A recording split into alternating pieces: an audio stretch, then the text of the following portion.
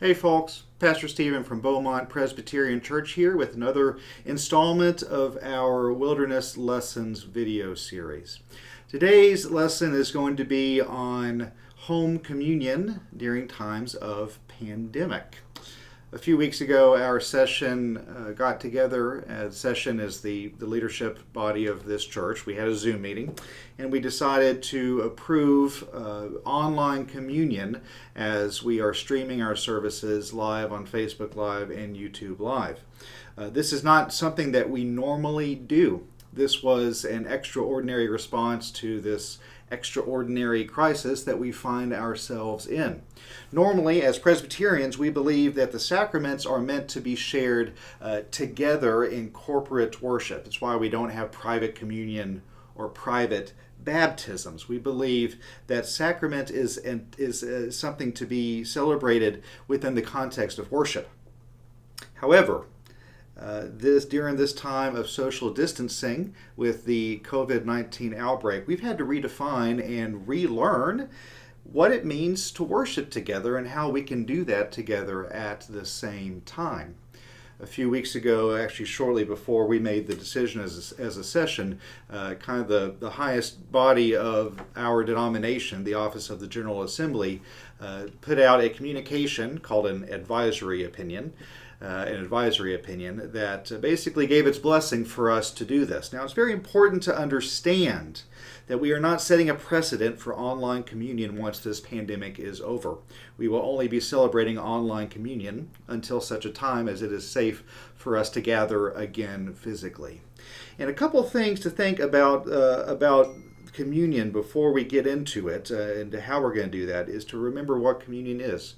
Communion is one of the two sacraments that we celebrate in the Presbyterian Church, and it is ultimately a celebration of the resurrection when we are reminded of that first Last Supper when Jesus gathered with his friends on the night before he was betrayed, the night before he was wrongfully incarcerated, and he broke bread, blessed it, gave thanks, and gave it to his friends, saying, "Take, eat, this is my body broken for you." And then took the cup and pouring it, saying, "This is the cup of the new covenant shed in my blood for you for the forgiveness of sins. Take, drink, and do this in remembrance of me." We gather at the table. We are invited to the table no matter who we are, what we believe, all saints, all sinners together.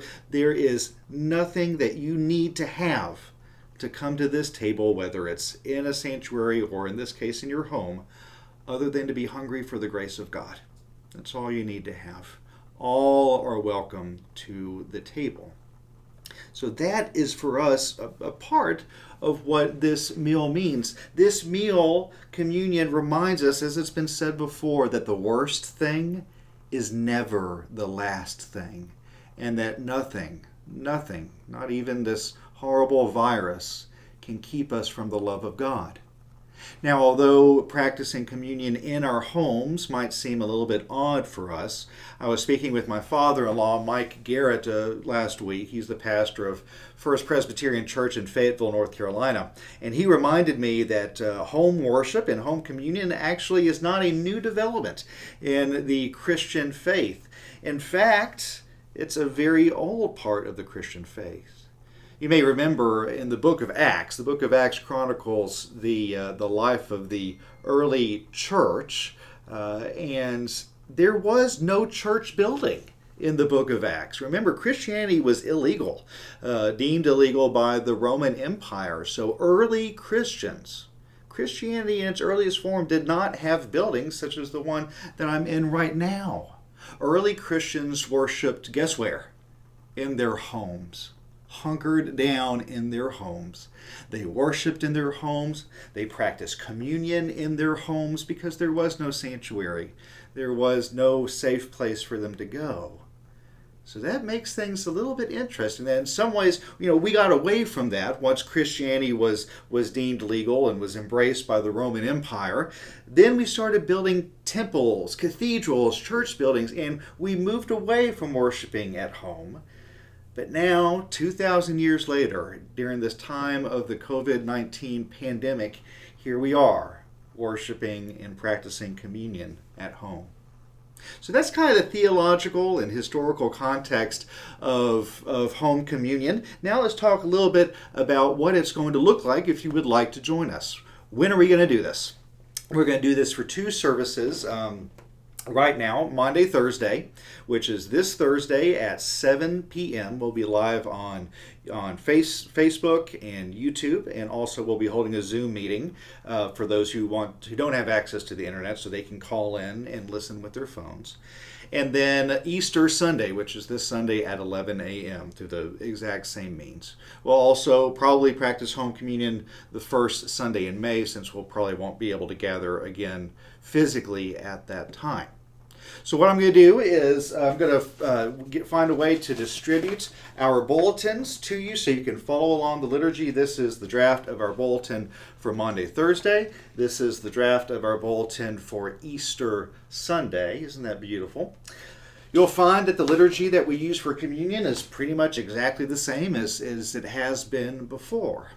So before the service, there's some preparation for you to do. Go ahead and carve out some sacred space in your homes. I uploaded a video about this last week, and you can find it on our YouTube channel about creating sacred space for worship at home. Here I simply have a candle. I have a communion set. This is the same one I use at the church, but you can use anything that you have at your house, a plate, a cup, and a pitcher.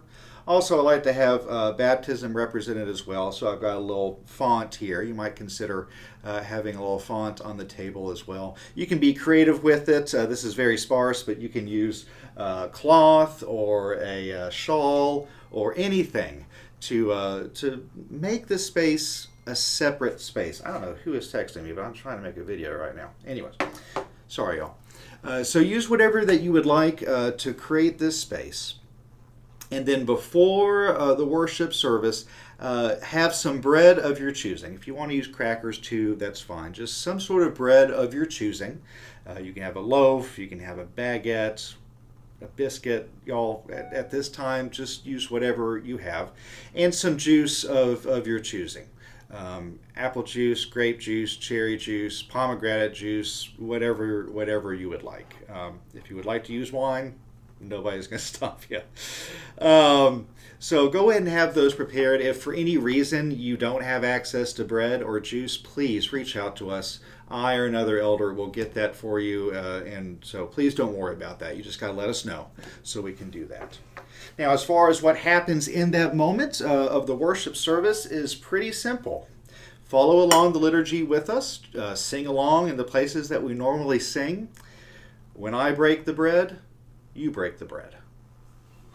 When I pour the cup, you pour the cup. When I partake of the elements, and with the other very small number of folks that will be in the sanctuary, you and your family will be invited to partake in the elements as well. I leave it up to you all whether you want to take a piece of bread and dip it in the cup, kind of like we do with intinction, or if you want to eat the bread separately and have little cups. Y'all do whatever the Spirit is leading you. And together in that moment, we will trust that the Holy Spirit will come and make her presence known, and that the table that is set in the sanctuary will extend to the table in your home, and that we may be reminded that God is with us, that the resurrection is coming, and that the worst thing is never the last thing at all. So friends, we hope that you will join us this Thursday at 7 on Facebook or YouTube Live or Zoom for Monday, Thursday, and then Sunday, Easter Sunday, April 12th at 11 a.m. In the meantime, friends, be well, wash your hands, stay home, be safe, and if there's any way that we can be family to you, please let us know. Bye, y'all.